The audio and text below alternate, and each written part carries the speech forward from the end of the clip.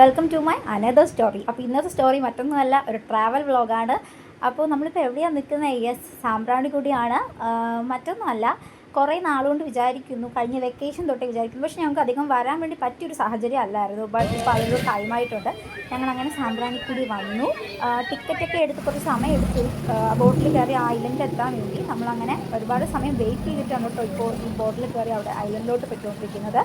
അപ്പോൾ ഏകദേശം ചുറ്റും നല്ല തിരക്കുണ്ട്. ചില ദിവസങ്ങളിൽ തിരക്ക് കുറവായിരിക്കും. അതാണ് എനിക്ക് തോന്നുന്നു കുറച്ചുകൂടെ നല്ലത്.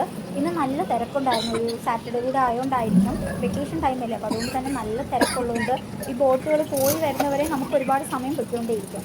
അങ്ങനെ ബോട്ട് ഇപ്പോൾ കരയ്ക്ക് കരയെന്ന് പറയാൻ പറ്റില്ല, ആ ഒരു കറക്റ്റ് പോയിന്റ് നിർത്തുന്നുണ്ട്.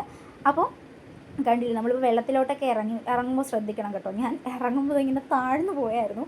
നമ്മൾ ശ്രദ്ധിച്ചിറങ്ങണം. ചില സൈഡിലൊക്കെ നല്ല വെള്ളം കാണും, ചില സൈഡ് വെള്ളം കുറവായിരിക്കും. അപ്പോൾ കണ്ടില്ലേ, സോഡ നാരങ്ങ വാങ്ങിച്ചിട്ടുണ്ടായിരുന്നു. അതും വെള്ളത്തിൽ നിന്നിങ്ങനെ കുടിച്ച് ആസ്വദിച്ച്. കാറ്റുണ്ട്, എന്നാൽ ചൂടുമുണ്ട്. ഒരു ആവറേജ് ലെവലിലായിരുന്നു ക്ലൈമറ്റിൻ്റെ. ഇത് കുഴപ്പമില്ലായിരുന്നു. അപ്പോൾ സോഡ നാരങ്ങയൊക്കെ കുടിച്ച് അങ്ങനെ നിൽക്കുമ്പോഴായിരുന്നു മാങ്ങ വാങ്ങിച്ചത് കേട്ടോ. ഉപ്പും മുളകും ഇട്ടിട്ട് നല്ല വലിയ മാങ്ങയായിരുന്നു. അത് നല്ല ടേസ്റ്റ് ഉണ്ടായിരുന്നു. പഴുത്തതാണെങ്കിൽ ആ ഒരു ടേസ്റ്റ് കിട്ടത്തില്ല, വെയിലൊക്കെ കൊണ്ട് നിൽക്കുന്നതല്ലേ, അത് കിട്ടത്തില്ല. പക്ഷെ പച്ചയാകുമ്പോൾ നല്ല ടേസ്റ്റ് ഉണ്ടായിരുന്നു. ഞങ്ങൾ പച്ചയും പഴുത്തതും വാങ്ങിച്ചായിരുന്നു. പിന്നെ പൈനാപ്പിൾ ഉപ്പും മുളകൊക്കെ ഇട്ടത് ഉണ്ടായിരുന്നു. അങ്ങനെ പല പല ഐറ്റംസും അവർ വിൽക്കുന്നുണ്ട്. അത്രയും നേരമൊക്കെ നിന്ന് വിൽക്കുന്നവരല്ലേ. അപ്പോൾ അതുപോലെ മാങ്ങയൊക്കെ ട്രൈ ചെയ്തു, നല്ല ടേസ്റ്റ് ഉണ്ടായിരുന്നു കേട്ടോ.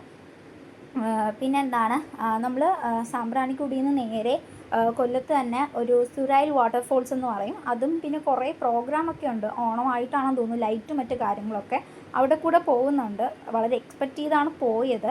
അതൊക്കെ ഞാൻ വഴിയെ കാണിക്കാം. പിന്നെ നമുക്ക് തന്നത് ഏകദേശം 1 മണിക്കൂറാണ്. 1 മണിക്കൂറെന്ന് പറയുമ്പോൾ 3:30 തൊട്ട് 4:20 വരെ ആയിരുന്നു. ഞങ്ങൾ അത്രയും സമയം ഇത് തന്നെ പുറത്താണ്. അത്രയും സമയമൊക്കെ തന്നെ നമുക്ക് ധാരാളം. അതിന് കൂടുതലായിട്ട് നിന്നൊന്നും എക്സ്പ്ലോർ ചെയ്യാൻ ഒന്നും തന്നെ ഇല്ല. അപ്പോൾ ഇത് കണ്ടില്ലേ, ഞാൻ പറഞ്ഞില്ലേ, ഈ ലൈറ്റും കാര്യങ്ങളൊക്കെ നല്ല വ്യൂവും കാര്യങ്ങളായിരുന്നു. ബട്ട് വൺ തിങ്, ഞങ്ങൾക്ക് ആ ഒരു വാട്ടർഫോള് കാണാനോ അതിൽ കളിക്കാനൊന്നും പറ്റില്ല. ഞങ്ങൾ അതിന് വേണ്ടിയിട്ടാണ് മെയിനായിട്ടും വന്നത്. പക്ഷേ അമ്മാതിരി തിരക്കാണ്. ആരെയും കടത്തി വിടാതെ ടിക്കറ്റൊക്കെ സ്റ്റോപ്പ് ചെയ്ത് വെച്ചിരുന്നു.